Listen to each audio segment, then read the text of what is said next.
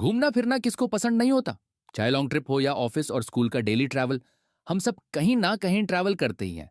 और पर्सनली बोलूं, मैं तो लगभग हर हफ्ते ट्रैवल करता हूं। लेकिन क्या आपने कभी एक चीज नोटिस की है? हमारे मोबाइल में एक सॉफ्टवेयर है, गूगल मैप, जो हमारे साथ ट्रैवल करे या ना करे, लेकिन हमेशा हमें सही रास्ता दिखाता है और मंजिल तक पहुंचा देता है। पर सोचा है कि गूगल मैप्स इतनी जल्दी बेस्ट रूट कैसे ढूंढ लेता है? शॉक हो गए ना? पर टेंशन मत लीजिए, क्योंकि अगले 60 सेकंड्स में हम जानेंगे कि गूगल मैप्स काम कैसे करता है।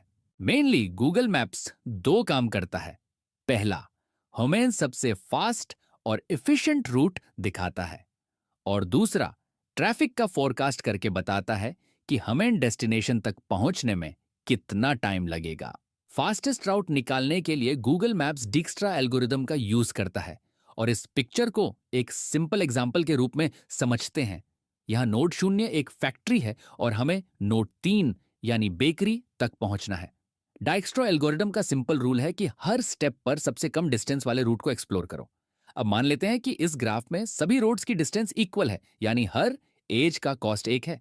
सबसे पहले हम नोड 0 से स्टार्ट करते हैं। नोड 0 से हम नोड 1 तक जा सकते हैं और नोड 2 तक भी जा सकते हैं। दोनों की डिस्टेंस एक है। अगर हम नोड 1 के थ्रू बेकरी तक जाते हैं तो टोटल डिस्टेंस होगी 1 + 1 = 2। और अगर हम नोड 2 के थ्रू बेकरी तक जाते हैं तो टोटल डिस्टेंस भी 1 + 1 = 2 होती है।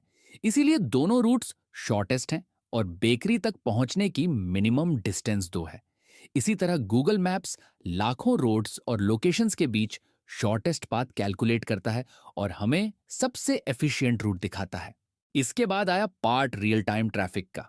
गूगल के machine learning model real time traffic और हिस्टोरिकल डेटा को एनालाइज करके ट्रैवल टाइम प्रिडिक्ट करती है। सो इसी कॉम्बिनेशन की वजह से गूगल मैप्स हमें सेकंड्स में बेस्ट रूट सजेस्ट कर पाता है।